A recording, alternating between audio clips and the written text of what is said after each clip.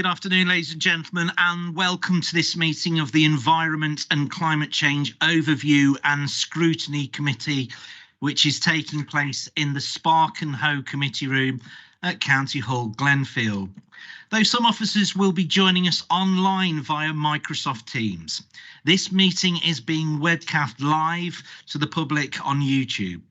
Please turn your microphones on when you're speaking, and courteously, could you turn them off when you've finished? Mr. Pendleton has sent his apologies this afternoon, so I will be chairing the meeting. Mr. Bannister is here as Mr. Pendleton's substitute. So on to the agenda. First of all, item number 1, which is the minutes of the meeting held on the 20th of October 2022. On pages 5 to 8, I propose that the minutes of the meeting held on the 20th of October are taken as read, confirmed and signed. Agreed? Thank you. Number 2, question time. I have received no questions from members of the public this afternoon. Number 3, questions asked by members under Standing Order 7.3 and 7(5). I've received questions from Mr. Hunt.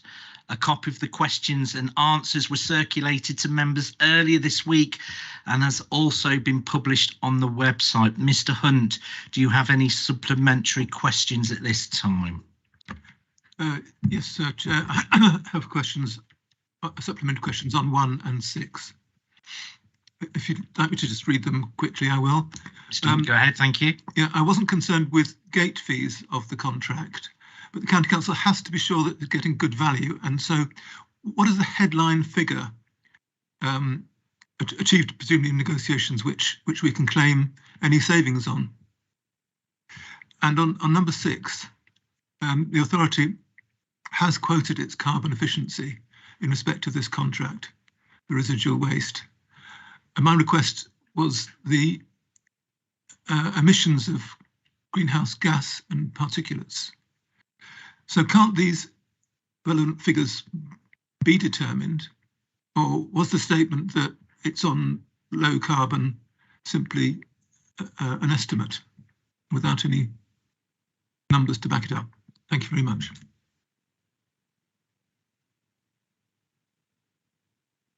Joanna, would you like to respond to Mr. Hunt? Chair, if I can, I can absolutely answer question 1, and I just may need to come back to Mr. Hunt just to make sure that I'm going to be able to provide the right answer to question 6. But in relation to the supplementary question 1, the contract will contribute to a saving in the MTFS of £985,000 a year compared to our current disposal arrangement. So that's the saving that this contract will realise, and it's baked into the existing MTFS.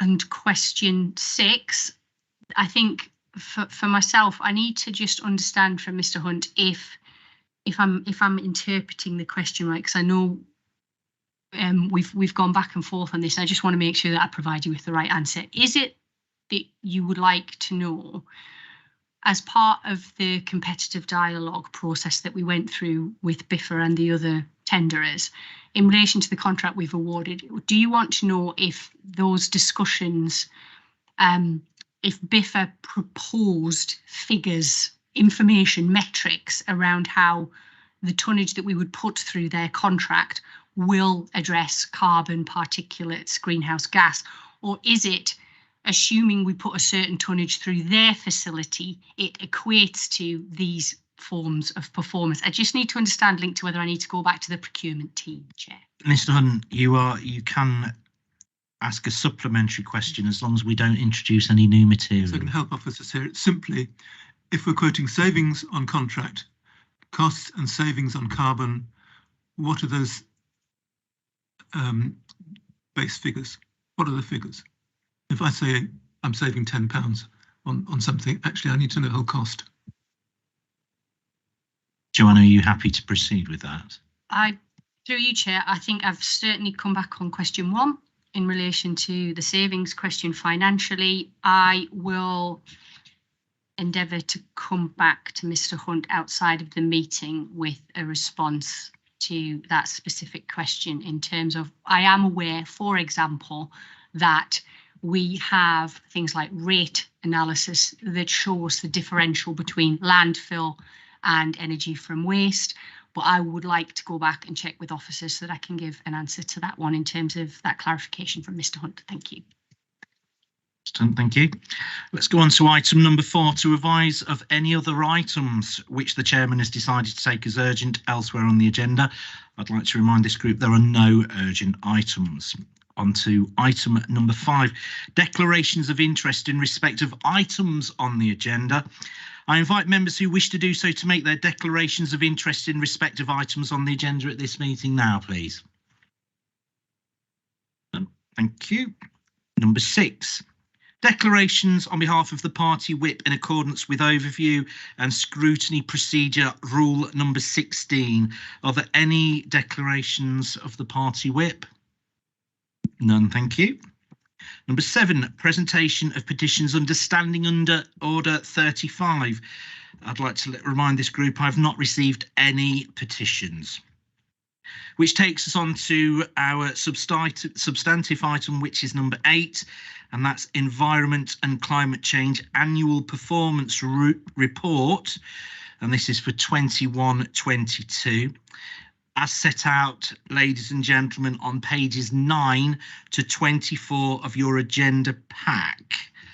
And I'm going to hand over to Joanna, Assistant Director for Environment and Waste, who will produce this for us, along with Nicola Truslove.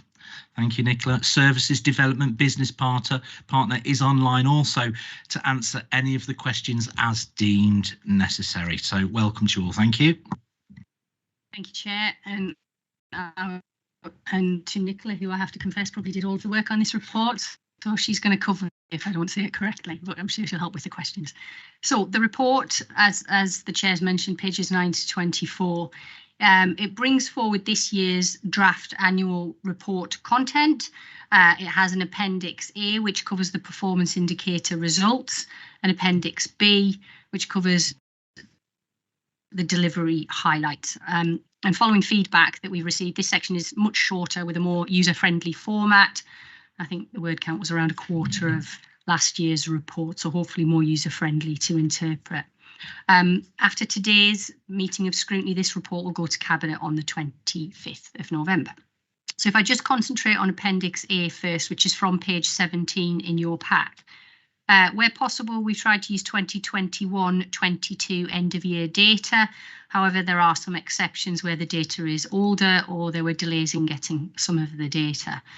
Performance is benchmarked, as you know, against 33 county authorities, and where available, the dashboard indicates which quartile our performance falls into, with that first quartile being within the top 25% of county areas. Improvement or deterioration in performance is indicated by the direction of travel arrow. And if I then just look at where we are for the year, 17 indicators show improvement, 3 have declined, and 3 remain similar to the previous year. If I just pick out some notable improvements, they're around waste landfilled, the internal council recycling rate, renewable energy indicators, and council carbon emissions, though some of those cover the period for 2020-21 data. And an update will come to this scrutiny in January where that data is more up to date. However, the data shows emissions from council fleet has worsened, but we think that's more of a return to normal work patterns following the lockdowns of the previous year.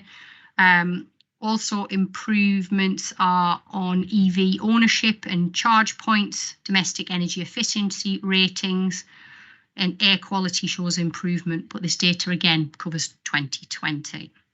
I think notable declines are the internal council waste, and we believe that's with more of the workforce returning to more normal work patterns, and fly tipping, which is 2020/21 data, though we still remain in the second quartile for that, even though there has been an increase in the metric on that one. The dashboards do include several indicators for which the council does not have direct control or delivery, such as for air quality and river quality. These have been included to provide a broader picture of the local environment, and the covering report provides more detail on all of those if you want to raise any questions. Appendix B, which is from page 21, contains some delivery highlights, and if I just pick out a few, the new net zero strategy and action plan. There's the £1 million fund secured for EV charge point rollout. Green Homes Grant delivered environmental measures in 224 homes, and there were 2,357 energy company obligation referrals. In terms of trees, I know we've got a report on that later in the meeting, but over 130,000 trees have been planted towards the council's 700,000 tree target. Officers this year have worked on updating the waste strategy, resources and waste strategy for the county. And staying on waste, we've also included some improvements to the Kibworth recycling and household waste site, which is currently close to a redevelopment. And over 1,000 home compost bins have been sold in that year. Lastly, a 75% reduction in council carbon emissions. That's our internal carbon since 2009. And we've got planned rollout of a new solar farm with enough electricity to power all properties, saving £600,000 a year.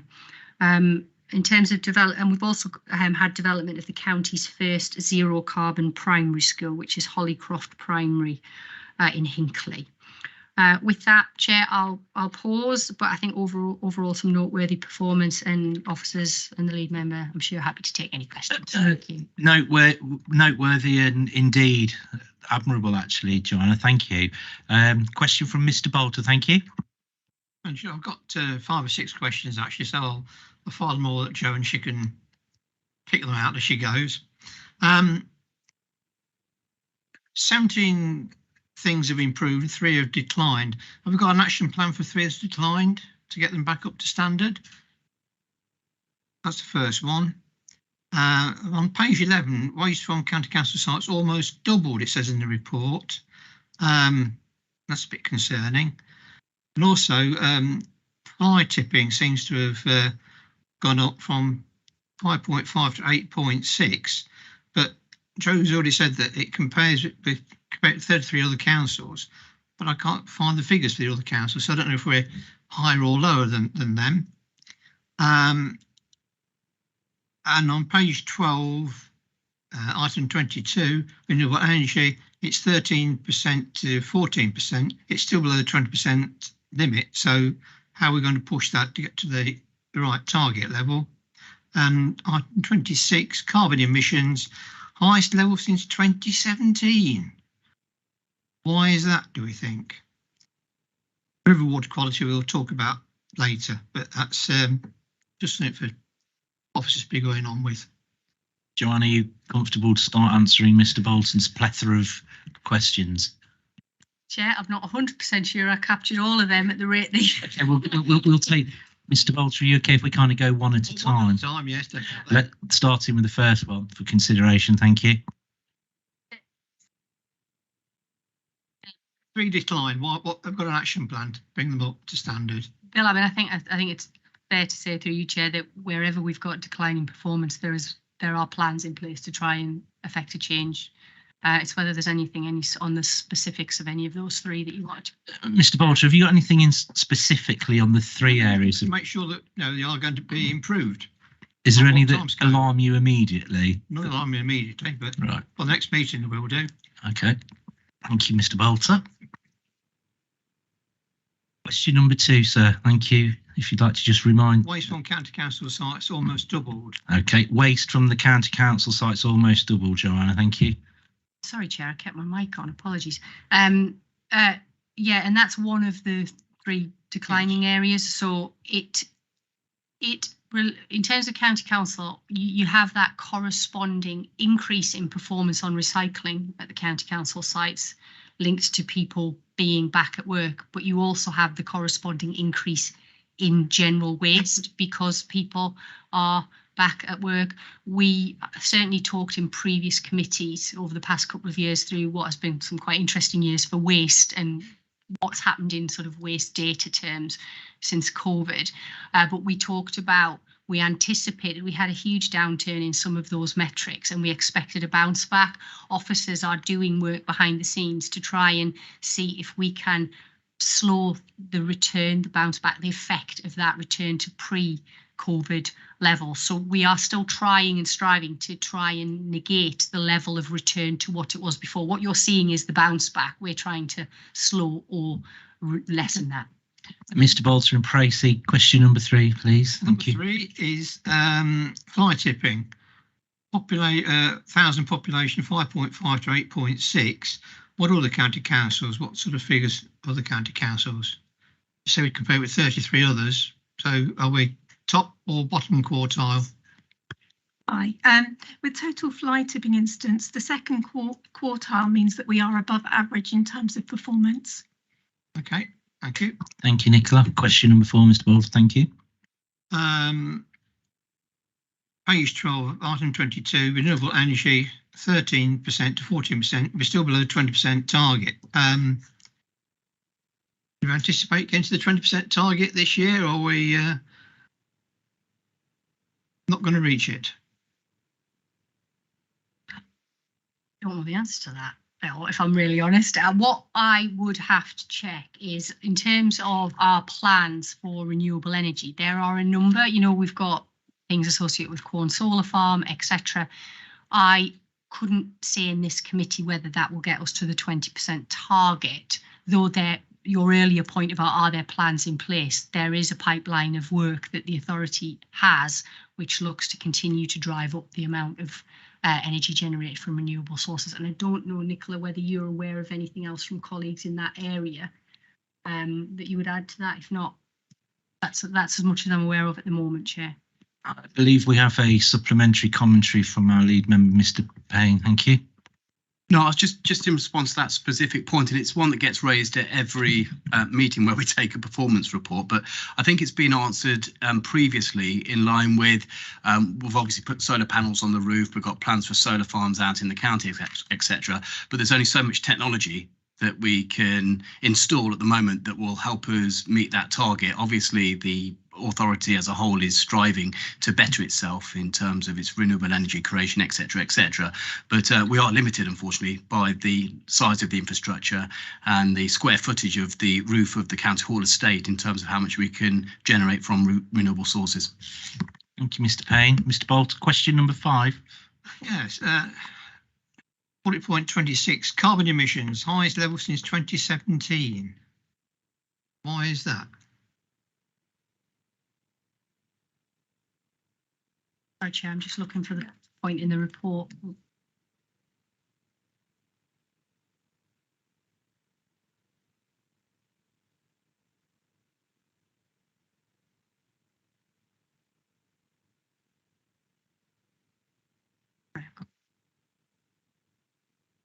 Hi, I think also the target had tightened on that one, which made it look potentially worse than it needed to be. But I think some of that element is, again, a bounce back to where we thought we would be pre-pandemic.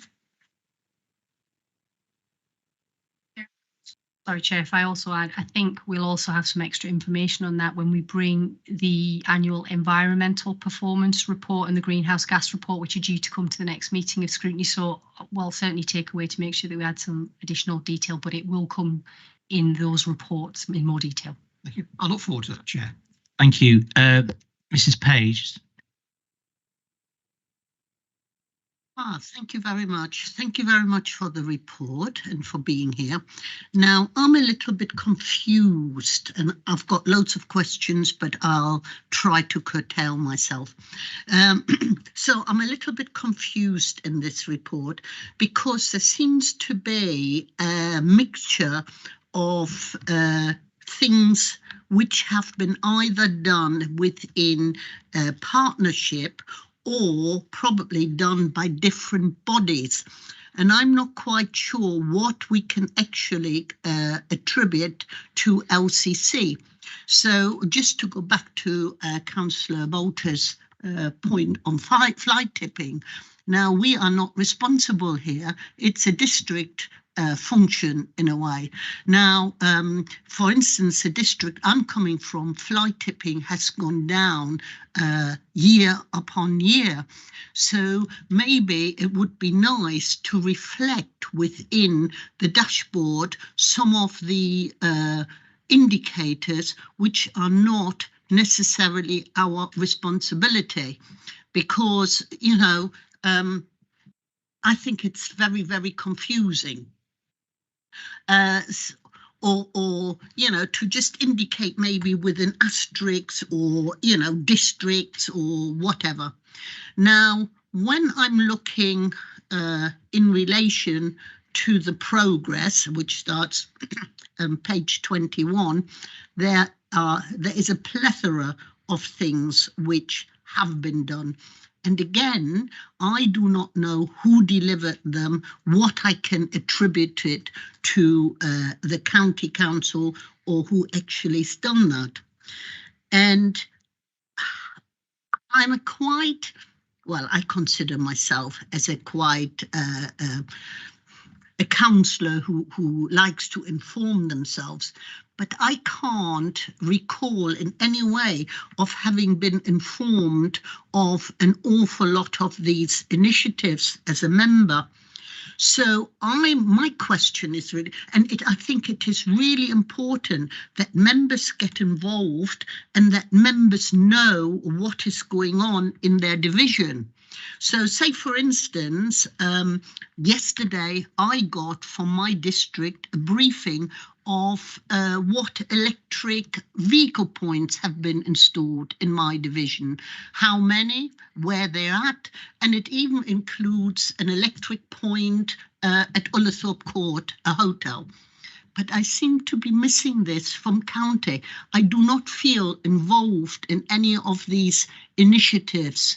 So my first point is, how can you improve the member relationship so we as members know what is going on within our division to include us, because this is really important to our residents, and it's nice to know that we can put it out to our parish councils and say, whoopee, look what the county council has done.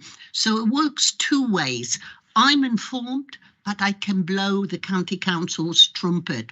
So how can you improve it, and what are your how to improve it going forward? And my next question is, how are we actually marketing this in generally to get this information out there to make sure people know about the good work, because nobody is going to go and look on the county council website, look for the environmental committee, and then look at the performance indicator. So they're my three questions. Thank you very much. Thank you, Mrs. Page. I think in Pracy, what we're saying is, can we improve our communication, and do we have a strategy for improving our promotion of these initiatives, Joanna? Thank you.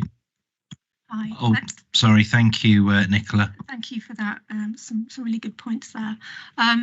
First of all, the Appendix A, I am actually required to keep that dashboard consistent for the whole authority. So I have limited ability to identify what is internal as an indicator and what is more of a partnership level, because that isn't the message that we are conveying as a council. But what I have done in the report, and I appreciate it's quite discreet, but in the commentary section where we've got an indicator which is considered an internal, in parentheses at the end of the comments, I've identified that is internal. So that I've tried to steer. Because it is IT. Mrs. Page, can I ask you to put your microphone on? Sorry, thank you. Sorry, Chairman, through you. Can you point me to it, because my IT skills aren't too brilliant and I get confused with ModGov. So on Appendix A, I don't have the page number, apologies. 17, I think actually it is. So if you look on the right-hand column where it says commentary, we have the various comments, but right at the end of the comment, if it's an internal indicator, I've put that in parentheses. so that it guides everybody really to demonstrate where we have the most influence. But in terms of the quarterly reports that I bring, we do distinguish that a little bit more. Mrs. Page, are you satisfied with that response at this time? That's on the indicators, but we haven't had the response to how do we involve members and tell them what's going on in their division, and how do we market our successes. Mr. Payne, would you like to? Yeah, I'll go at that, because I think it's a fair point that Councillor Page is raising here, actually. What we have before us is a performance report, an annual performance report, and as Nicholas just pointed at, it is rather rigid, it's rather blunt as well. One of the bugbears of mine as a lead member, and as a lead member of various departments over a number of years, is our, if you like, inability to nurture and to shape these indicators more in line with the activities and business of the actual county council. I find it very frustrating that we are held accountable for the performance of metrics, etc., that are largely, the levers largely fall within outside bodies, and whether that be government bodies, the highways agency, or indeed district and borough councils. And I think the point about fly tipping was well made just now. But we are where we are, so I suppose we have to just live with this and accept that this is the data, and we're compared against 33 other authorities. In terms of communications, again, it's another campaign of mine internally, if you like, to try and improve not only the external communications, and I have to say I think our external communications as a corporate body is pretty good. We get a lot of traction on the tree agenda and on another initiatives. I mean, I doubt there's a single member that hasn't seen the pictures of the solar panels on the roof, etc., and they're widely reported in local press, etc.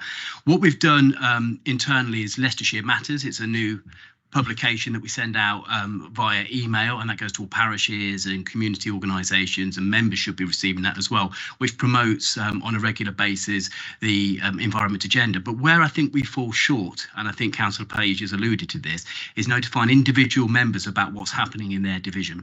And I think that applies not only, you know, from an environment department perspective, but probably more broadly across the whole authority.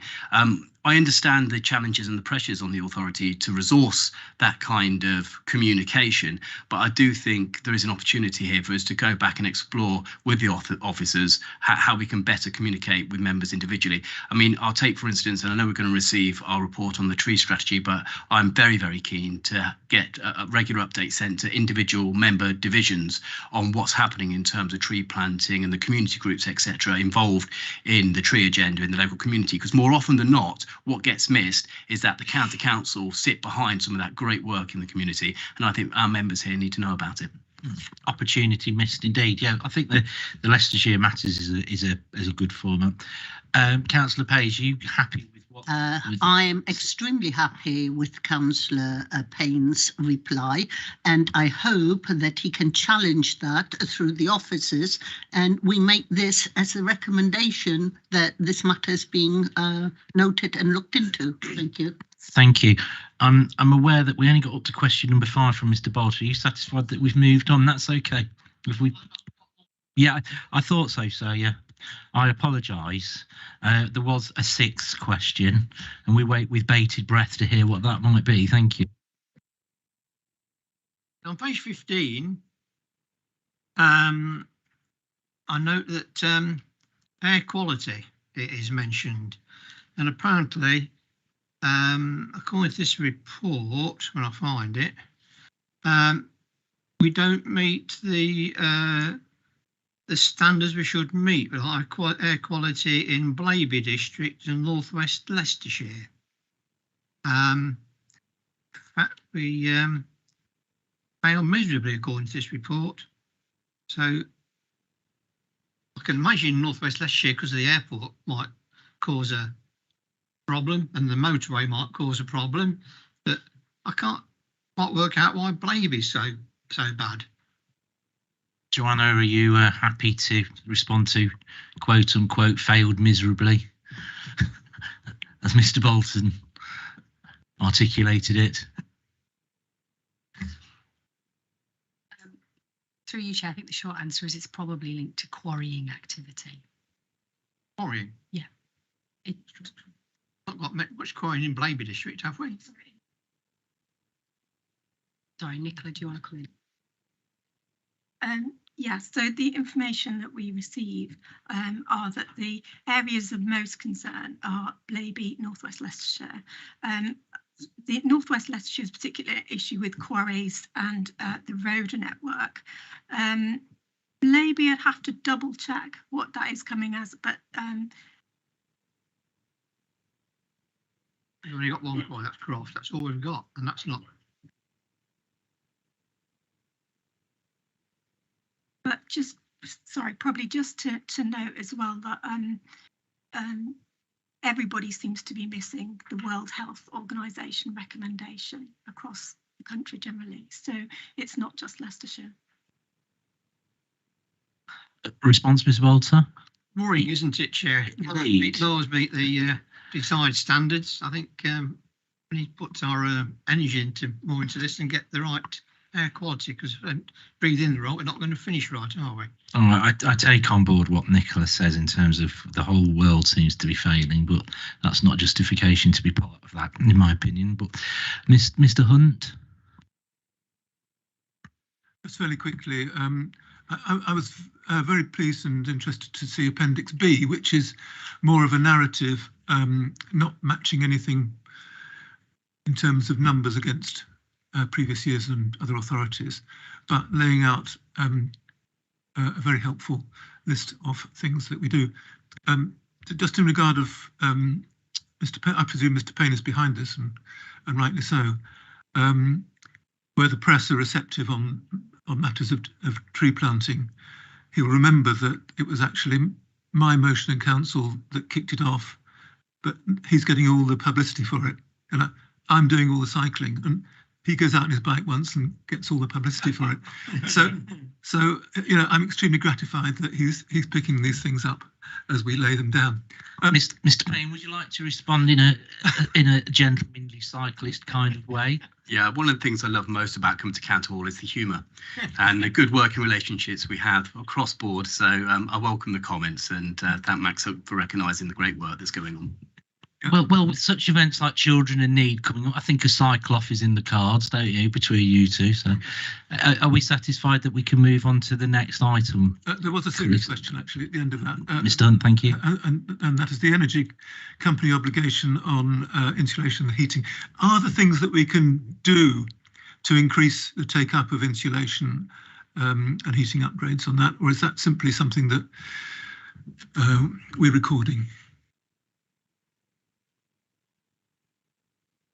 Sorry, I didn't know if Nicola was going to come in. Did you want to say something, Nicola? Sorry.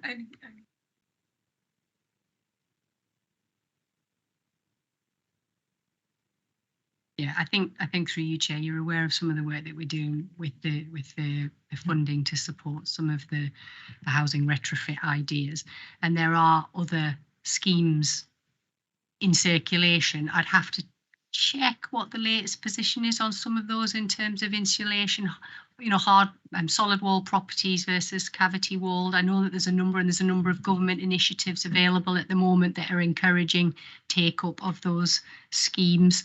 I may be able to find out through officers. I'll have a look beyond things like the Green Homes grant, whether there's a website or a link. If I can find one through officers, we could always circulate it with the minutes.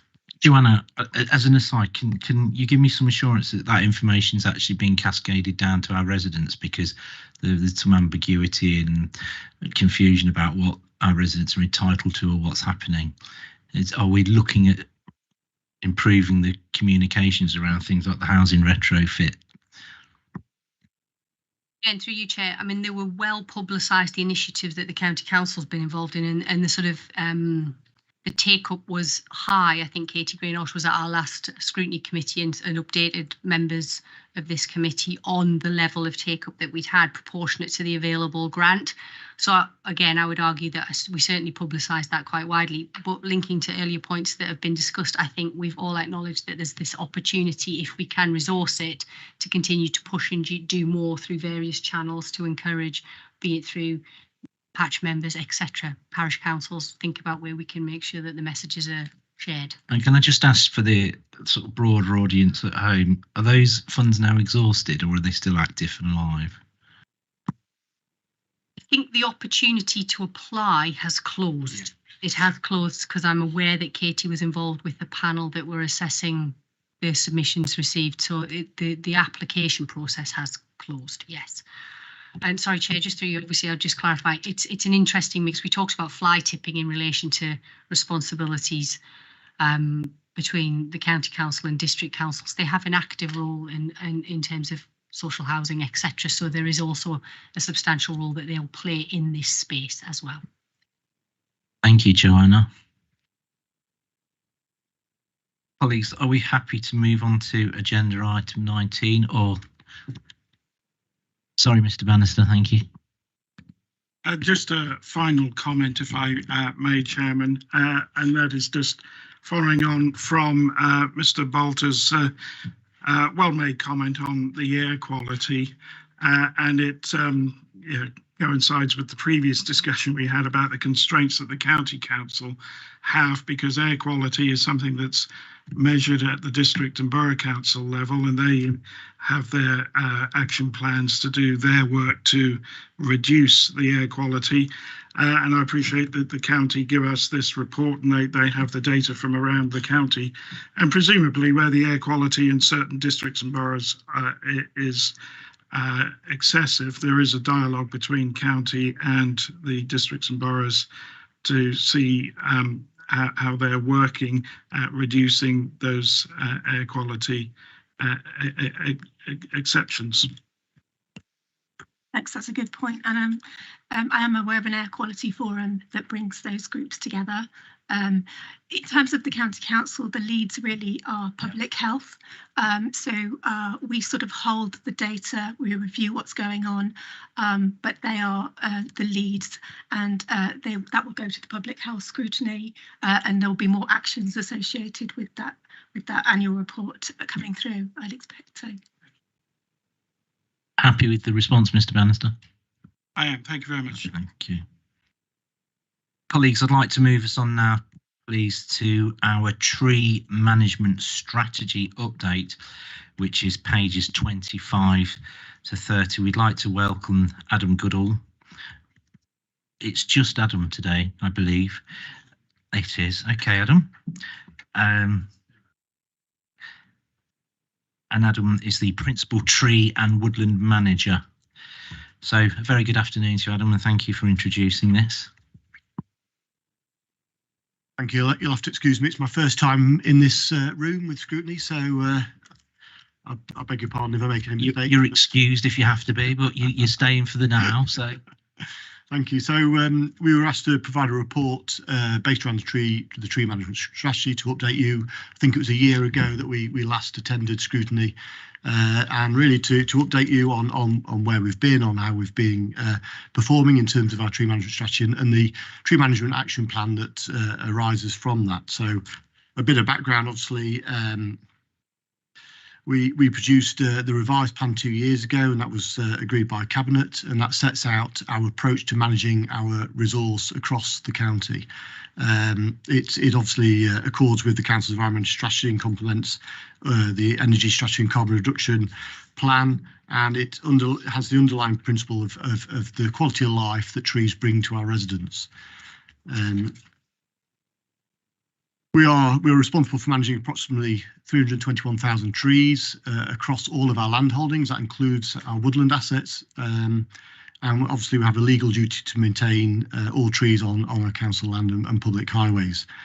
Within our highways, we also have to ensure that an estimated population of 420,000 privately owned trees do not pose a danger to users. And within the highway, we have our own stock of around 50,000 trees, which we manage and inspect on a cyclic basis. And again, we have a wider responsibility to provide leadership in climate change and tackling climate change. And again, that's where the tree management strategy provides that framework for how we manage and maintain our trees and the policies around how that it is implemented.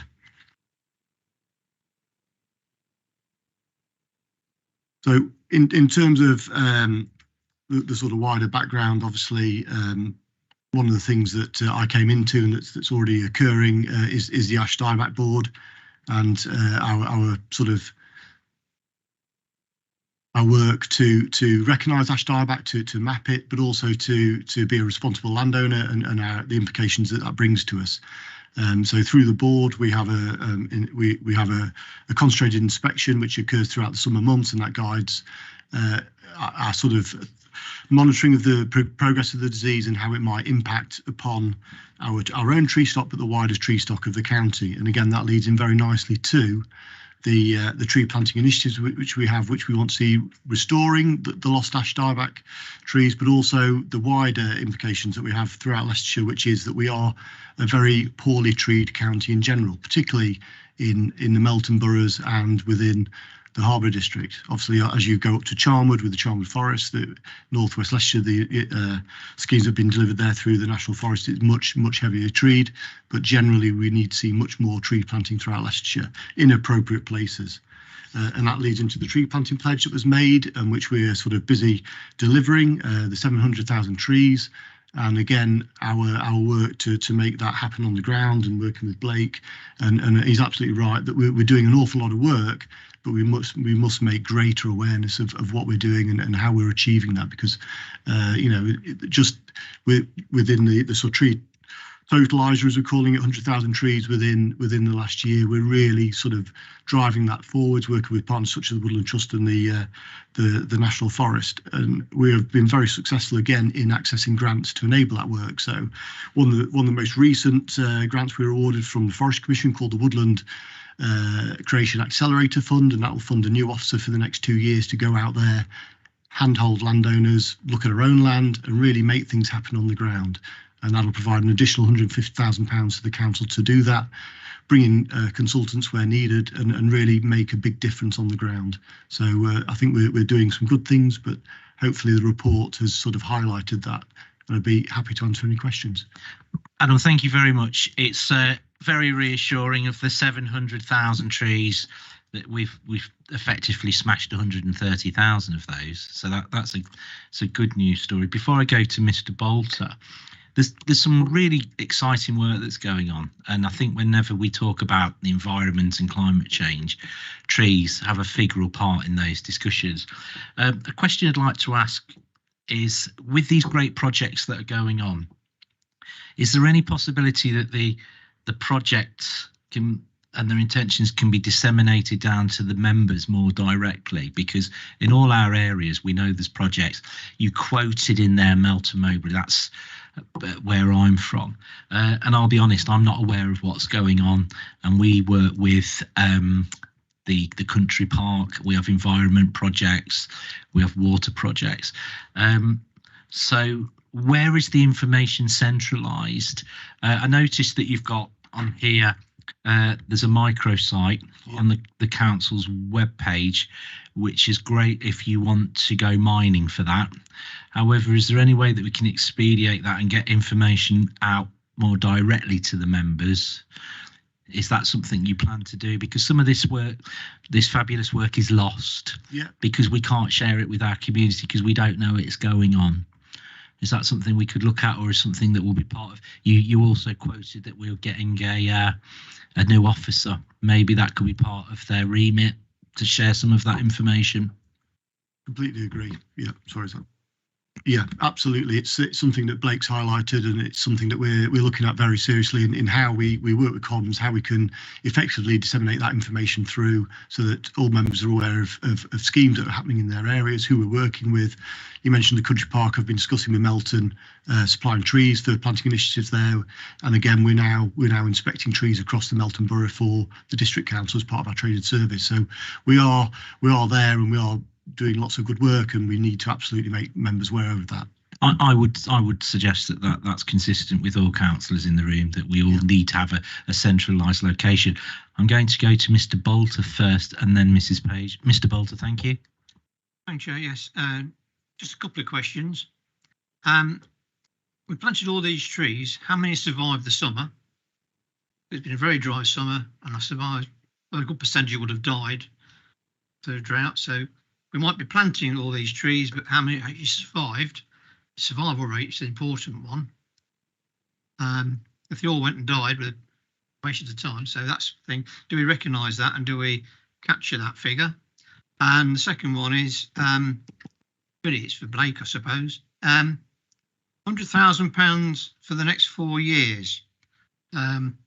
Is that budget secure? Is it going to be hived off by our finance department using other areas? Because, you know, planting trees is very important. I mean, I might be classed as a tree hugger, by the way, Chair. So, you know, that's just, to me, it's important we plant the trees and also they actually survive for future generations.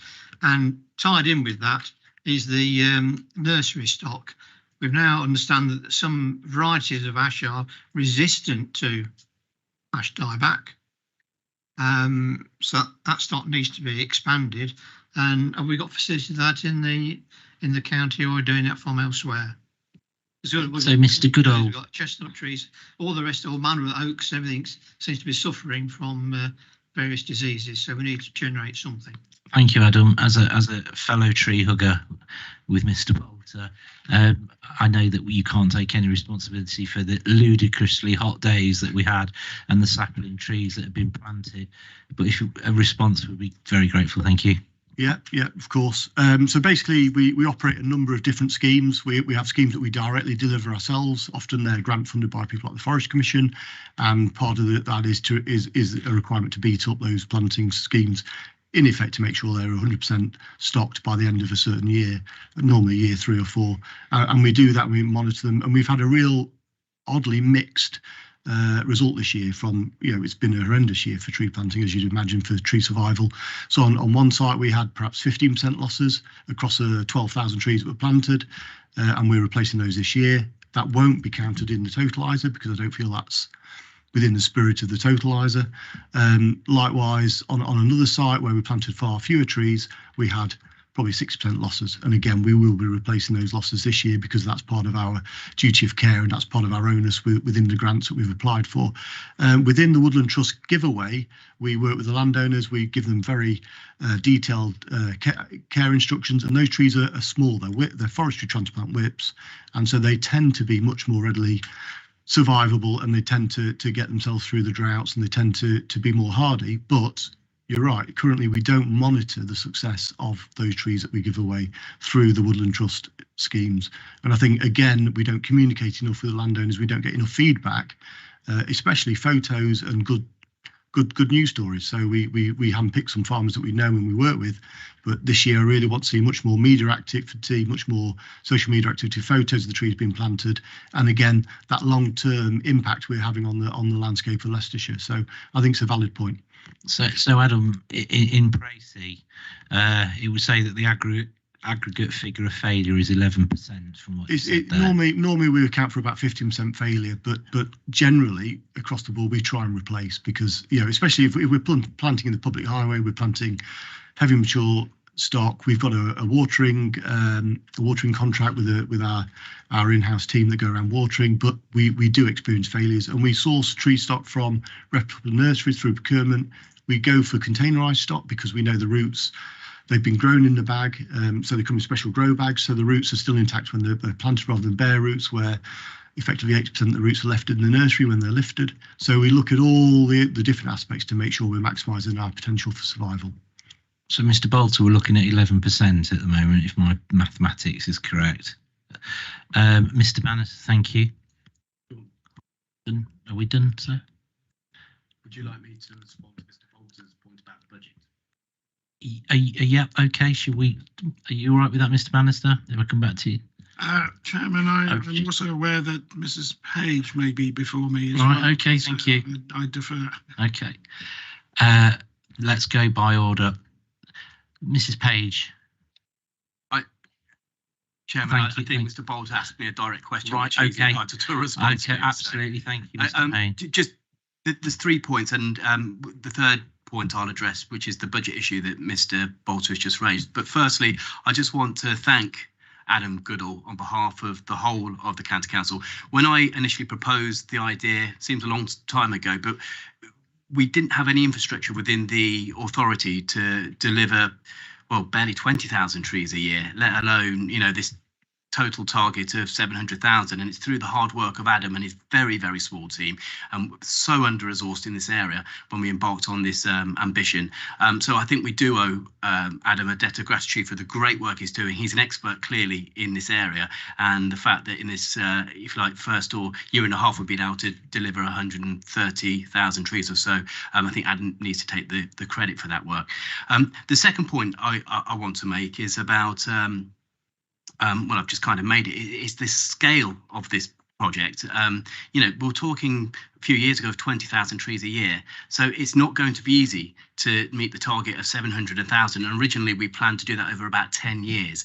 Now, with some simple maths, you can work out we're doing 100,000 a year or over 100,000 a year, and we've got a target of 700,000. It might actually be 7 years or so, maybe a bit less, that we reach that target. But one of the constraints is the amount of trees that are available to us to plant, which is why we embarked on an additional, a parallel project, which is to acquire our own nursery to grow these trees, so we can actually provide the tree economy, if you like, with a supply of these trees. And the number that Mr. Bolter referred to in the report, the 100,000, relates specifically to the tree nursery and how the money's been secured for 4 years to grow that ambition to grow our own trees through our own tree nursery. And that's well underway. And I think, as the report says, that money's been secured. The wider point Mr. Bolter makes about the general budgets, well, it's no secret the County Council is facing some very significant and challenging financial times. That's been well reported. All I can say as lead member for the Environment Department, I will fight to preserve, budgets and monies to forward the agenda we've got here, including the tree programme. I'm confident that for the relatively small amount of resource that it will take to deliver a great impact out within the environment and within our communities, we can secure that funding, but I can't offer any guarantees at the moment. However, we will continue to, reach the challenges that we've set ourselves in terms of the wider carbon reduction and tree growth programme. Thank you, Mr. Payne. That's very reassuring. And I equally, we echo, Adam. I think there's some fantastic work. I don't think anything that you've done in terms of making this positive contribution could be disputed by any member in here this afternoon. So on behalf of this committee, thank you very much. Mrs. Page, thank you. Thank you very much, Chairman. First, may I ask you and to have a direct link, because I can never print or circulate some of the stuff from ModGov, and I'd like to circulate our management strategy to my parishes, because they're very keen to know what we're doing. Secondly, I would like to reiterate your comments, Chair, in relation to involving members. I did say that to the previous report. Thirdly, I'm glad to hear that the lead member is committing himself to fight for this budget. And here within comes my point I would like to raise. Planting trees is very easy. Watching them grow is very easy.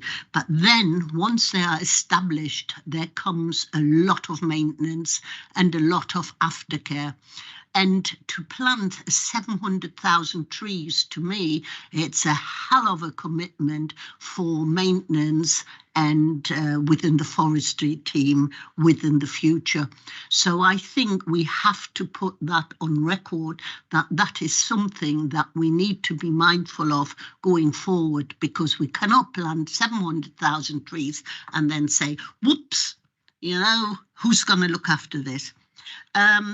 But now to my point on that, I looked at this tree management strategy, and it talks about inspection and response to emergencies, and I think it is very, very welcome. However, now under point 7, it says these calls, so say for instance, if a branch breaks off, which we have quite often, well, people phone me and say, who do I phone? It's Sunday morning. Right, so then I say phone the police, they pass it on. We phoned the police, but they said it's the county council's business, nothing to do with them. And there lays a whole blooming branch in the middle of the road and nobody is shifting it. So I'd like a response of you how we can improve that process, because with climate change, with winds, older trees, this is going to happen more and more so. Now, and then my second point, within this strategy, yes, you are talking about we are responsible for our own trees. Now, but then it refers to, hang on, private tree owners. And I'm not quite clear what you mean by that. So if we go give a grant, say for somebody to plant a tree, the parish council, and it doesn't refer and it doesn't make it clear in the strategy. So we give a grant and say, parish council, you plant these 10 trees. Now, what is our process and our policy on that? Now, we'll say, I know where they put it in the hedge on the side of the highways verge. So therefore, they'd probably automatically become ours. But who is the private tree owner? How do we deal with it? Are they having to have the future maintenance responsibility? And all of that is a little bit unclear to me going forward. So they're my main points, and I think you've done brilliant. Thank you very much for the report. Adam, thank you. I'm going to hazard a guess that if a big half of an oak tree falls across the road, it becomes under the auspices of the highways department. That's me challenging a guess here. So that's one. And by private, by definition of reference, do you mean what I grow in my own back garden by any chance? Yeah. So there's a lot of points to cover there. I'll do my best. In terms of we have a duty of care to use the highway to maintain and keep it clear. So if a branch falls off from a private tree and it's blocking the highway, we will remove it. And that calls out of hours go through to our control room. We have out of hours workmen, tree surgeons who will attend and make that tree safe, make parts of the tree safe, whatever we need to do to keep the highway clear. And often that'll come through from the public or from the police will ring us direct as well. And I know that our sort of customer contact centre are currently looking at our contact forms, looking at the processes, and especially I had a meeting with them around trees and how we can try and make that more fluid and how we can try and encompass the range of inquiries we get. We get over 1,000 inquiries a year. That's an awful lot for a small team to deal with, and we need to look at how they're processed, how we can deal with those effectively. And again, it's the information going backwards and forwards between the different teams of the council. So it is something we're looking at, but I think at the moment we deal with it very well. And again, the operational team are very quick to respond. So is that all in the pipeline then, and will that be shared with the police and all of the other emergency services that we're sort of, and parishes and whatever else, once that is in place? It's probably beyond my sort of knowledge, and Joe actually may know better than me, but I think those systems are already in place. Joanna, thank you. Yeah, all the systems for dealing with the scenario that you've put to Adam already exist. If the question is maybe are they clearly understood by members in this room, what's the number to call, so to speak, we can take that away and provide the number. But yes, the system already exists. Thank you, Joanna. That's a useful action point. That will be brilliant. But now I would like to know the reply to my definition of private. I know private, you said in the garden, but I'm not talking about that. I'm talking about private if we are handing the responsibility to a third party. And do we have a policy to cover that? Again, so in terms of I couldn't tell you exactly when in the tree strategy it mentioned private trees, but generally it'll be in response to highway safety, I'm presuming. And again, our duty of care to users of the highway, in which case we do monitor private trees, and we do have the ability to serve notice on private private or owners of private trees where we feel that they pose a hazard or a potential safety implication. So that's probably where we're talking about private trees. So it's where it's beyond our ownership, but we still have a duty of care. In terms of handing trees to private owners, in terms of landowners, parish council, etc. Again, my team will always liaise with parish councils where they want to plant in the highway. We don't go through a formal sort of license to cultivate. We tend to agree where those trees are to be planted, and generally we'll try and facilitate the planting ourselves if we can, just to make sure that they have the best potential for survival. We tend to have a light touch with trees we provide for our free tree scheme because we want to see them succeed, and we don't want to put up barriers to people applying for our schemes. If they want to apply for more trees, they want to go for a larger scale scheme, then there are other grants that they can apply for that have probably quite strict processes and detail. Thank you, Adam. Thank you, Mrs. Page. I think we've just probably got time for two more. Mr. Payne first, followed by Joanna to close this section of the meeting. Thank you. Yeah. Sorry, Mr. Bannister. So I'll just respond to a point that Councillor Page has made, or 2 points.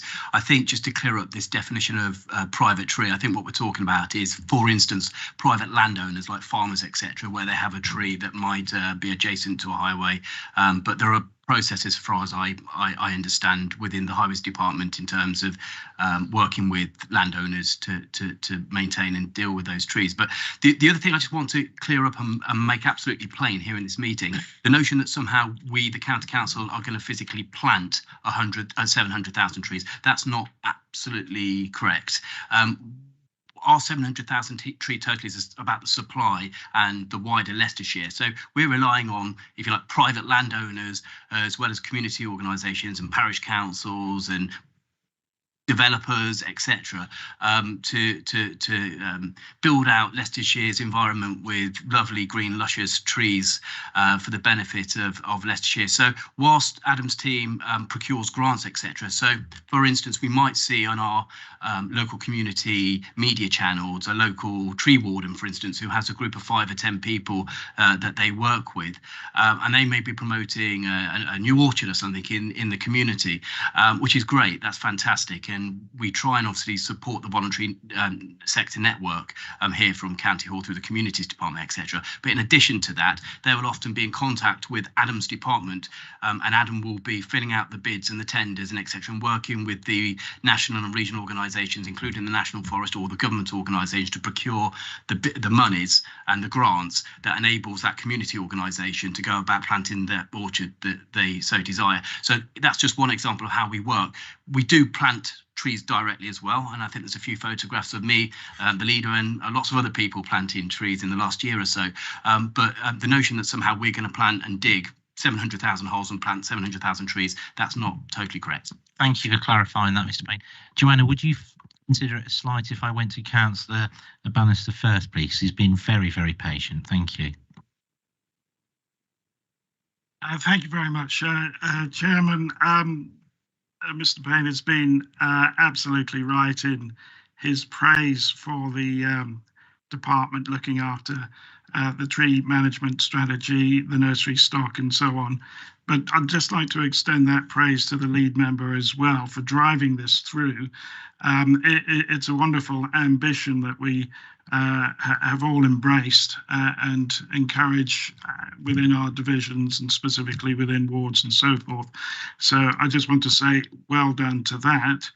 I do have a specific question, and that is in relation to the comments that have already been made with regard to the impact of weather and disease and indeed development about the loss of the trees around the county, and whether or not we have any way of capturing an approximate number of how many trees are being lost, which will clearly reinforce the need to get the tree planting out.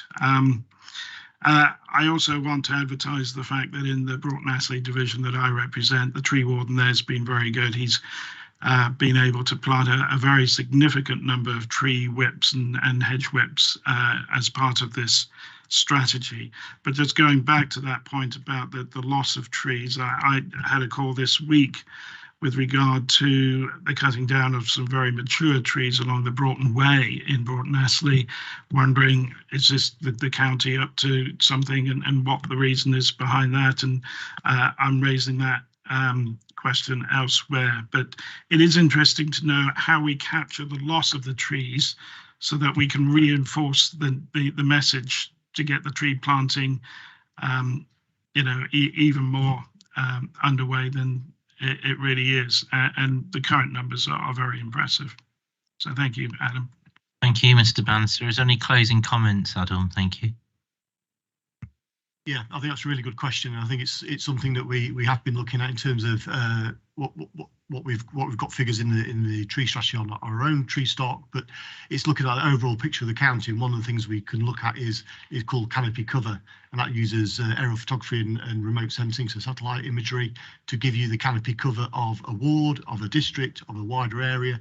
And we can provide estimates from that based on, that's not only our own trees, that's resident trees, that's trees in private ownership across farmland. So we can look at that, and then we can start mapping those and look at the trends and the change over time. So year on year or every few years, and we can hopefully show our successes. But what we could also show is where the canopy cover is extremely low. So it might be in urban areas, or it might be in the rural environment where we know we need to target our resources and target greater tree planting. So, and also the Forest Commission obviously released statistics based around woodland cover and woodland loss as well. Thank you, Adam. Mr. Payne? Just to thank Mr. Bannister for his very kind comments. They are appreciated, because quite a lot of effort goes into, like you say, driving, as you will know, as a previous leader of an authority, etc. So that's very welcome what you've said. Just one observation about the other point that Mr. Bannister made about how do we capture the data.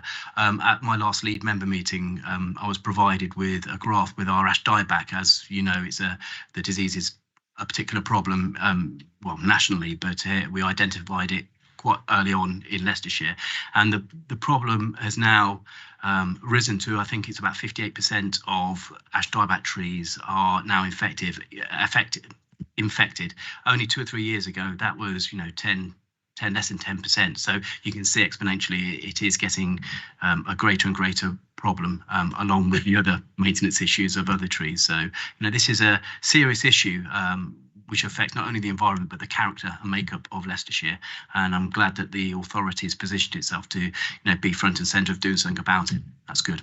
Thank you, Mr. Payne. I'm reassured by the amount of passion we have for our trees, and I'm reassured by the amount of passion that we have for our trees being driven by Adam. So thank you on behalf of this group, Adam, and keep on keeping on the good work. If there's nothing else to add to item number 9. Sorry, Joanna. Chair, very quickly, because I'm very conscious of everyone's time, but just for completeness linked to the debate prior, I just thought I'd say it just so that it's really clear.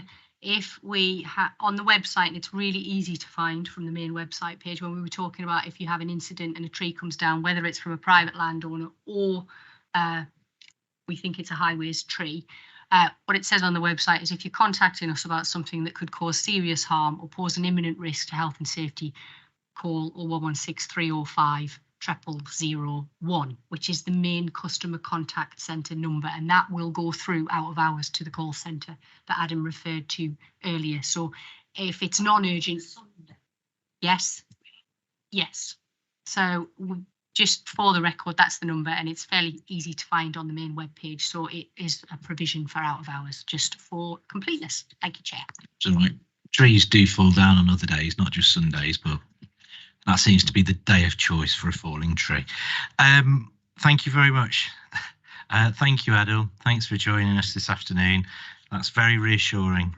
And finally, folks, I draw our attention to pages 31 and 44 of your packs. And this is our final agenda item. We're going from trees now to water quality, and we're joined by the Environment Agency. So I would like to welcome our visitors from the Environment Agency who are here to present for us today. Thank you for joining us. I understand that we have Brian Hemmings. That's me. Hello, Brian. Welcome. Suzanne Bateman. Hello, Suzanne. And last but by no means least, Mr. Richard Hardy. Hello, Richard. and retrospectively environmental planning engagement Brian, water quality specialist Suzanne, and environment officer Richard Hardy. With our agenda packs, we have the answers from the Environment Agency to our initial questions, and they've been addressed and made relevant to them. The other questions will be answered separately by Anglian Water and Severn Trent when they present in subsequent meetings. So a very good afternoon to you, gentlemen and lady. Thank you, and thanks for joining us at County Hall this afternoon. Thank you, Mr. Chairman. I'll just say a quick introduction. I do apologise that we delayed. There's been quite a lot going on for the Environment Agency, but from my own perspective, I'm a relative newcomer to the Environment Agency. I joined 4 years ago, and I think what struck me when I joined was that how little I actually knew about what the Environment Agency did. So I think I would imagine that most people are in the same position who aren't actually part of the Environment Agency. So it's a great opportunity to come here, and I demonstrate to you that those key subjects of water quality and water resource are very much for and at the forefront of what we deal with and are involved with. And hopefully today we can give you some reassurance in terms of what we're doing, and hopefully spread that, share that knowledge. Please do. Would your colleagues like to add anything so far? So I'll just explain. They've come because I'm the leadership team and won't necessarily have all the technical knowledge that perhaps we may delve into. But we do want to keep this fairly high level. As much technical knowledge as they have, they won't necessarily know about particular brooks in your particular domain. But we can always take away questions if you've got a specific question about your particular area. But they are definitely here to guide and help me just in case I Mr. Hemmings, how would you like to be addressed? Mr. Hemmings or is Brian okay? Brian is fine. Brian, thank you. Shall we open discussions for Brian then? Thank you. Thank you, Mr. Chapman. Thank you, Chair. My question regarding the two maps we have in our agenda pack is 37 in our pack and 41 regarding the quality actually of the water. Now, on the map in 41, it says everything is fail under the chemical thingy, which to me looks rather worrying. Rather worrying. I know somewhere in there it mentions there's some new way it's been looked at, but why is it all in a fail, please? Yes, so up until 2019, the map would have looked very different. We had a set of chemicals that we were judged on in terms of how much of those chemicals are in the water, and various criteria that we measure. And actually, right across the nation, water health in terms of chemical status was seen as pretty good and getting better, because there's always work going on to improve things. And then I think it was 2019, they changed the criteria by which we measure water standards. And unfortunately, so they've now got a much wider range of chemicals that that we check against, and much more stringent criteria to try and bring our water quality into a better thing. And unfortunately, that's turned us all into that fail status. So had you seen this a couple of years ago, it would have looked a great deal better. It's now looking not so good, but what it has done is it's stretched our target, and it means that we're now actively working on a much wider range of chemical challenges to try and bring that down and bring the water quality to an even better state than it had got to. Mr. Chapman, happy with that? Thank you. Mrs. Page, thank you. Thank you very much for being here, and it's greatly appreciated from a member that's been around an awful long time.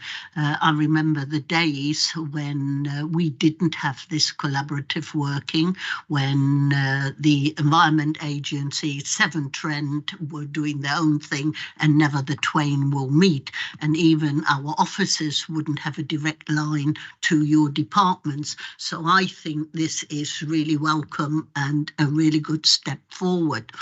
So I do know that resources are limited. I once sat on the board 20 years ago.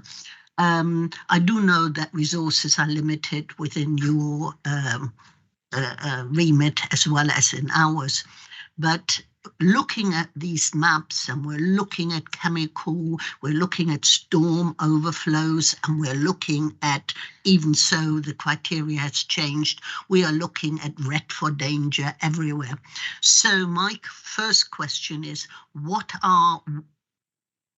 can be done? What are you doing to monitor this, to improve this, and to seek active improvement? When I'm looking backwards in the report, we are talking about 3 prosecutions. And for instance, I know from the district authority I represent, when we started prosecuting against fly tipping, our fly tipping incidents went down. We prosecuted, we highlighted it in public and so on.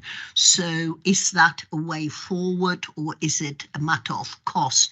Because 3 prosecution over 3 years, when you relate it to all of the red incidents, is very low in my humble opinion. That is question number 1. So what you're doing, monitoring and improving. I think we'll do them one at a time to make our guests comfortable. And I echo on behalf of County Council, thank you for joining us, Brian. So we'll go one at a time. Okay, thank you, Brian. Again, I think it's a really good question. And so first of all, to start with the monitoring, we have a very complete coverage of monitoring right across the water within the county. Some of that is permanently there because we're monitoring what the water companies are doing in terms of what water they're processing and putting back into the water streams.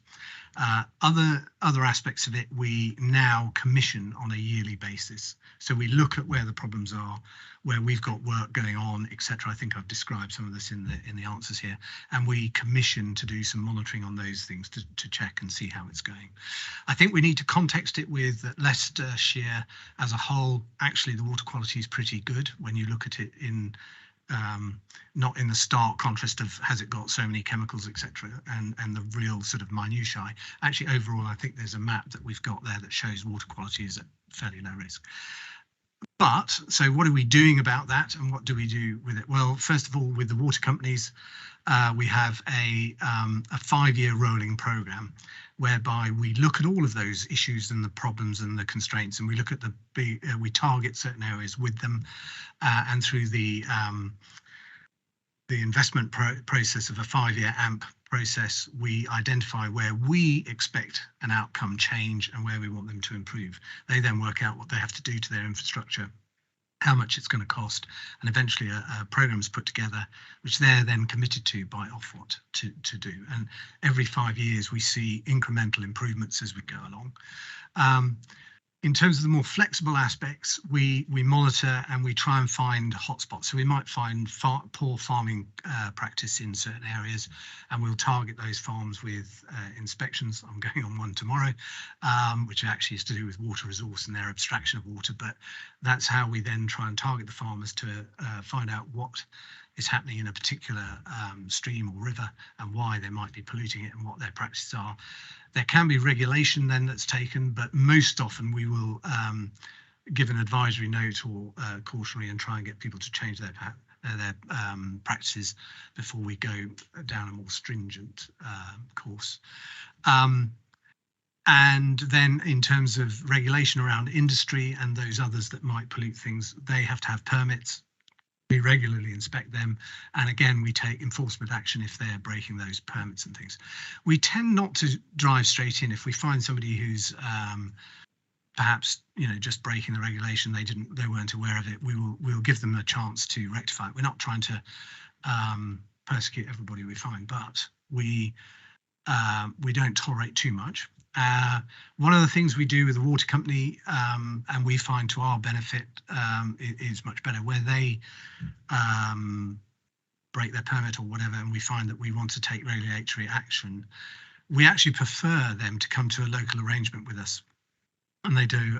They will contribute a certain amount of money to a local cause, which usually will put the thing right and get it right. Because actually, if we find them and take them through the courts, the money doesn't come back to us. It goes into a pot somewhere else and gets spent somewhere else. So those are the sort of activities that we do. There haven't been that many, you're right. We are constrained by the amount of resources we've got and where we can go. There is, however, a very big investigation ongoing with the water companies, and Severn Trent is under investigation. I can't go into the real details about that, but that's to do with reporting and some of the aspects that they've been involved with. I don't know what the outcome will be. There's a full separate team on that, and that could result in some very, very significant implications for them. We obviously can't go into the detail of that. But I think also, and I think it's worth saying, that the EA is short on resources, but is also really looking at whether it should or how it could invest more on the water quality and the water resource side, because that's becoming, you know, much more of an issue that people are picking up, and we want to get involved in. We want to be proactive on that. Thank you. Indulge me one more question before we go over to somebody else. Okay, in question number 16, where and by the way, I think that's really good working by having those questions, because it really focuses the thoughts. Your reply is planning being proactive, not reactive. Now, it is very much the district authorities who grant planning applications, as we well know. I'm a member of, in my division, there are very, very, very big logistics developments, and it is the constant, well, my nightmares. I have to sleep and breathe it, you know.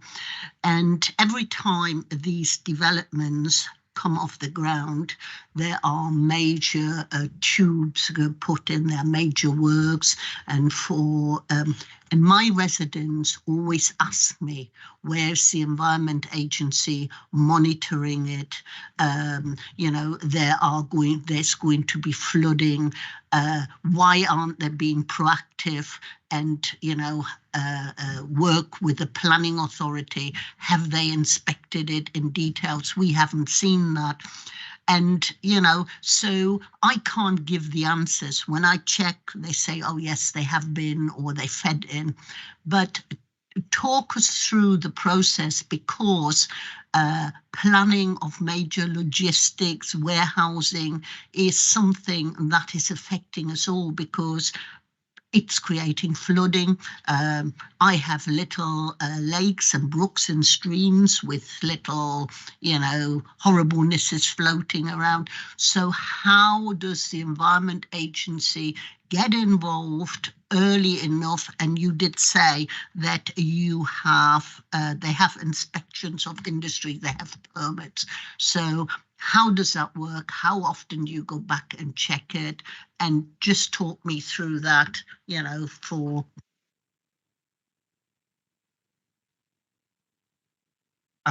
Richard was going to say something on the back of the last question, but should we move on? We'll just move on to the planning, and maybe we'll come back to Richard afterwards. So planning, we have a rather confined legal obligation under planning, and that is simply to, and you'll know this, where there's a high level of flood risk, level 3, we look at any planning application that goes into that area, and then we will constrain what can be done within that. And but if somebody meets the criteria, then there's little we can do. Sometimes we can object, sometimes that's overruled. I have 6 people in that team for the whole of the East Midlands. So in terms of going out to inspect, no, I'm afraid we don't. We do have environmental officers out and about who do check on stuff, but whether they're going to specifically check and follow up on a planning application and what's happening on the ground, it's very unlikely. What we are solely to do with Main River and with the flooding of main rivers, so it's not surface water, and this really confuses everybody. And it's a great problem wherever we go, because actually the person who's been flooded couldn't care less whether it was the river or surface water flooding that flooded them. And it's always an incredibly difficult thing to try and explain to somebody, you know, it's the worst thing in the world, go out to, and people saying, well, I flooded, you know, what are you doing about it? And that rather weak response says, well, it's nothing to do with us. So we do really try and work with the water company and the councils to look at surface water flooding, but we have no regulatory power. We have no authority in that sense, and there's nothing we can really get on top. So if I could get £1 for every time we get a freedom of information request about surface water flooding, we could probably finance a pretty good team to go and deal with it. And just to finish off what I was going to say, we when I talk about being proactive on this, I suppose what my aspiration, my desire would be, I want my team to be able to work with the local councils, with the planning teams. They do that, but I want them to be on a more proactive footing and talk about where we could together come up with some ideas that perhaps could be put into planning and make conditional on developers when they're building these things, also where we can link it into perhaps other beneficial things so that people could, you know, pay extra money to get their development done, so that can finance some other sort of proaction against some flooding, etc. And that's where I think we can build that relationship and do better than we perhaps are at the moment. Thank you for that. Thank you, Brian. Can I just to finish it off, maybe you can leave your contact addresses, because most of us are on district authorities as well, and then to put you in touch with our policy officers to work proactive towards prevention when these big applications come out, because I'm sure they'll appreciate that. Thank you, Chair. Thank you, Mrs. Page. Thank you, Brian. Colleagues, can I ask if we can keep the questions succinct rather than anecdotal? I appreciate we might be slightly time limited, and I do have a list of questions coming through. Mr. Chapman, thank you. Thank you, Chair. Just my next one, actually, it's about the spill, the counted spills, because there's a lot of counted spills. You got 15 between 99 and 361 in small areas. What's happening in those areas? Is it one person what's doing it all the time? It seems very confined to a certain area on that. I don't know if you're aware of the map I'm on about.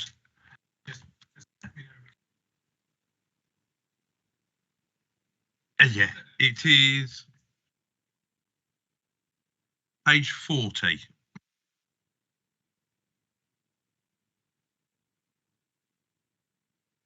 So what that's showing is that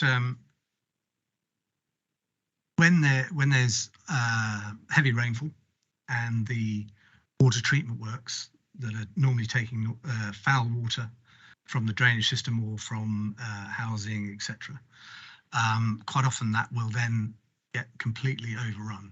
The flooding, it basically floods the sewage treatment works, and so most of them will be permitted. There will be an agreement that with a certain amount of water coming through it, they can spill directly. You don't have to try and contain that water, because you'd end up with no room and not being able to hold it all.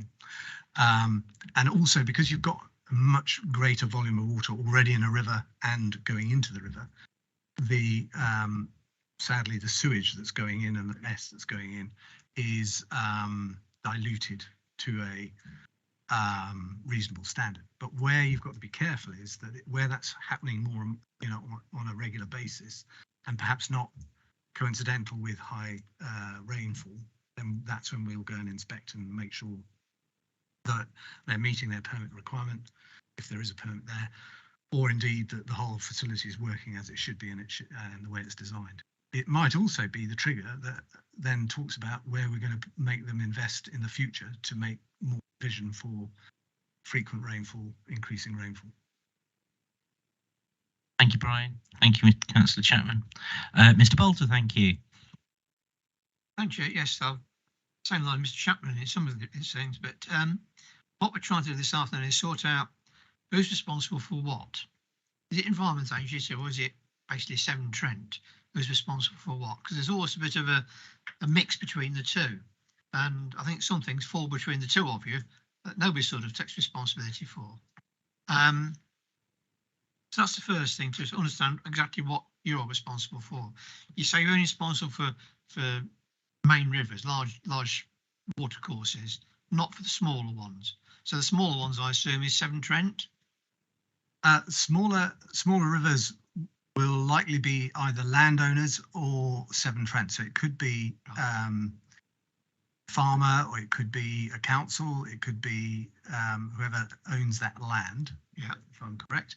And then you've got when it becomes main river, then it becomes our responsibility to regulate and monitor it. So you've got a list of rivers which you're responsible for. Yes. Fine. Okay. What concerns is the sewage discharge into rivers and etc. end up in the sea, basically. So they have to report overflowing to you, do they? Yes. Sewage companies. Yes. You keep a record of that. So if you've got some areas that are overflowing more than others, you take action on that on a long-term basis. Yes. Bring that right. Okay. Effluent discharges, that's also recorded. So sewage is recorded, effluent's also recorded. Fine. But what about things like we just discussed earlier on today, such things as the salt, when we go into we salt the roads in the winter, that ends up in the drains, and the sewage works. What happens to that? Because that's got a high percentage of chemicals in that. Do we test for those as well, or what happens to that? So the way that's monitored is through the normal strategic monitoring. So we are monitoring on a regular basis the quality of our water. What do you monitor for?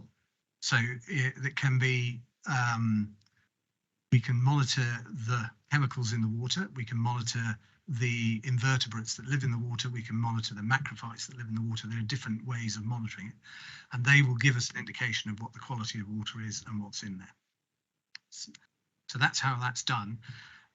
We choose and locate where we're going to do that monitoring, and through that's how we track and record the status of rivers. Now, you're quite right, salting the roads is going to go into the watercourse, but again, because you've got high levels usually of rainwater, that dilutes it down. But that's exactly what we're trying to, that's why the chemical measurements have changed. That's why we want to get more stringent on these things. And then we build into that investment program our own activities around farming practices and industry and regulation that goes all through that. We gradually change things to try and make sure that anything discharging into the watercourse is good and not contaminated. Okay. Well, we've recently changed on herbicides, haven't they? What herbicides can be used, what can't be used. Yeah. That's also important. But do we test the water for that to see if its pollution of those chemicals is going down over a period of years, or how do we monitor that? We keep a track of all of those, and we monitor all of those things to see whether they're going down or whether they're increasing or not, and there are many other indicators that we look for, and would target necessarily more investigations on a river to see why perhaps we think the river's going into a poor state than it was in the past, and then try and track back to find out what the source is. So yeah, that's how we do it. What relation do you have with the Rivers and Canal authorities? Canal and Rivers Trust. Yes, because canals are now very popular for recreation. Have you got any influence over that at all? Again, we have a professional relationship with them in the sense that where they take water out of main rivers and things, they have to have permits, and where they're discharging water back into any of our river systems, we have to make sure that that's in a good condition, etc. And there's various legal requirements on. We're trying to develop a better relationship with them in many other aspects. For example, they happen to own a lot of weirs which are barriers to fish passage, and they're looking at hydro schemes, particularly now with electricity charges, etc. And we're now working with them to see what we can facilitate with that. So there's quite a good and close working relationship with the Canal and Rivers Trust. Yeah. Okay. The reason I asked you, because in my division, at the very end of my division, they're talking about a new resource for recreation on the canal system. And I was a bit concerned when I heard that, because I don't think the canal looks particularly pleasant in that location. I wonder who's responsible for the quality of the water in that area. That was all. Same, we're doing the same in Melton Mowbray. Brian, it'd be useful to know, just before we go on to Mr. Harrison Rushton for a question, where is those findings and that information disseminated? Is there somewhere where the public or indeed the members can actually find where all your information is stored, or trends in quality? Suzanne, thank you. Yeah, so we do have a system that is available to the public, and it's on, I think it's on the government website. It's called the Catchment Data Explorer, and it will show you the quality of a lot of the watercourses with relation to Water Framework Directive. So the maps that have been shown that show the chemical status and the ecology status, when you go onto the Catchment Data Explorer, it's very user friendly, and you can go down to water body level, and then you can look at it and go down to actual element level and look how the ammonia is, or the phosphate, and it actually goes back quite a few years, so you can see if we've got any improvements, if we've got any deteriorations. And on that system as well, you also have reasons for not achieving good status under the Water Framework Directive. And like you said, with the trends, you can also look, it will show you where there are reasons for deterioration. So if it actually has deteriorated, we actually will put in a reason for the deterioration as well. And that's a really good starting point to have a look at a lot of the information that's there. Thank you, Suzanne. And once again, that's called the Catchment Data Directory. Is that right? Catchment Data Explorer, Wow. CDE. I'm so glad you kept it simple. Thank you, Suzanne. And Mr. Harrison Rushton, thank you. Thank you, Chair. And thank you for coming today. Just on question 15, where you talk about your mitigation and adaptation plans in respect to the impacts of climate change, you say you achieve this through four methods of achieving this. Could you just provide a few examples and a bit more detail on those, in particular about how you're building resilience into infrastructure?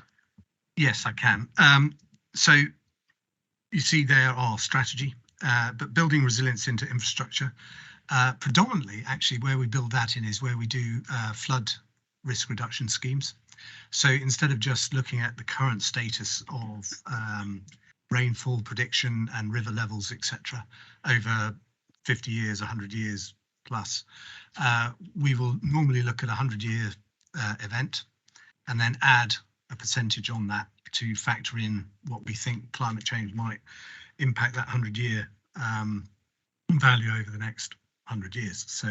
So you're getting what was 100 years plus a percentage increase. So if we build a wall, instead of it being 10 foot, it'd be 11 foot or 12 foot, because we're trying to factor in that resilience for today, because we know the climate's getting worse. We're getting more severe flooding on a more regular basis, and it's up and up and up. So that's how we're trying to do that. And yeah, that's a good example of that.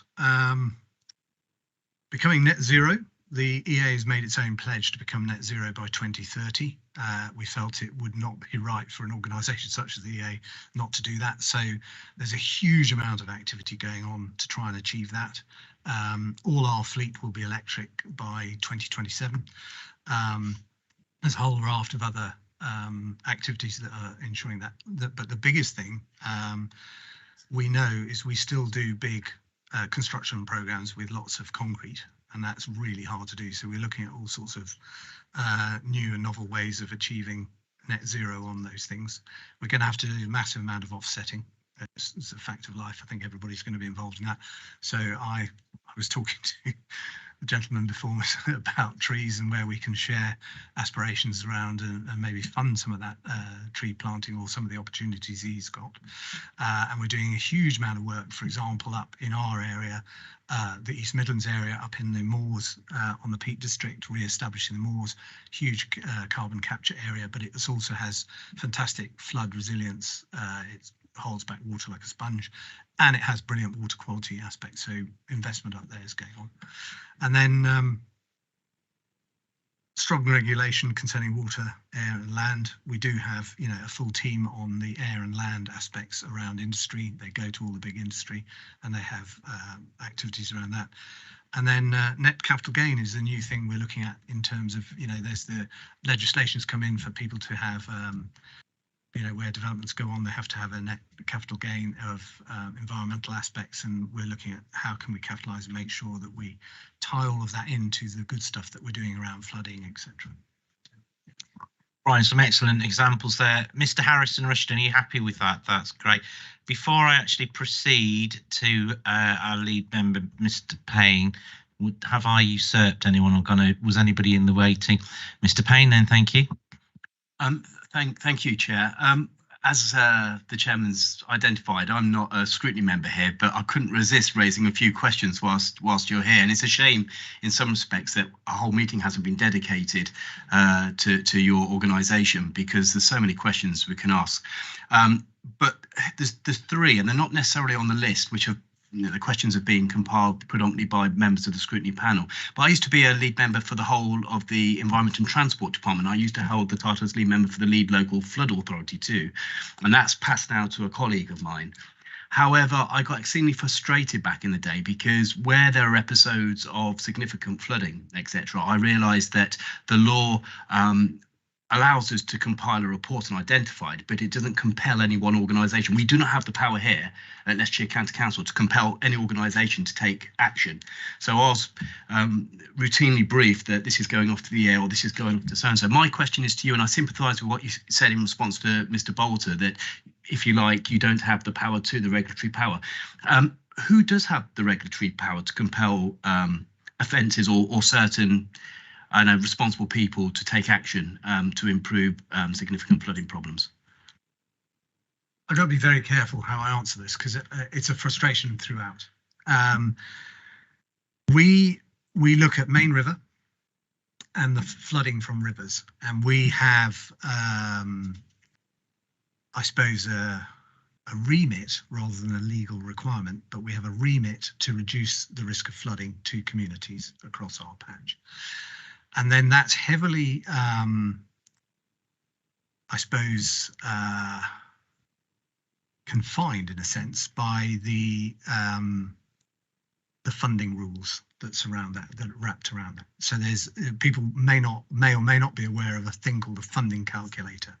So if we look at, for instance, in Leicester, there's a potential scheme to try and hold back water before it comes into Leicester and potentially causes flooding. And the way that will be calculated will be, they'll look at how many homes that will protect. There are a number of there's about 16 criteria, but the homes is the bit that gets the most money. It's either 20 pence in a pound or 50 pence in the pound, depending on the whether it's in a poor deprived area, they'll get 50 pence in a pound. If it's in a normal area, it'll get 20 pence in a pound. So when you look at a scheme that might cost £20 million, you need quite a lot of homes in there to get a significant proportion of that money. Otherwise, the local community, the council, whoever, has to find that money. Now, we cut about trying to help finding that money. We do everything we can, and we usually find, I mean, in Derby, for example, there's a £100 million scheme going on.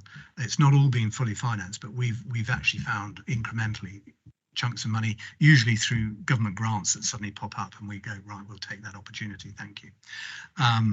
But it's a real challenge.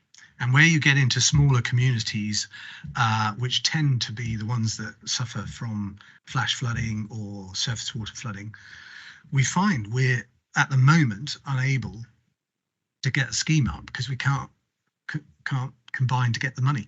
There's usually too big a funding gap.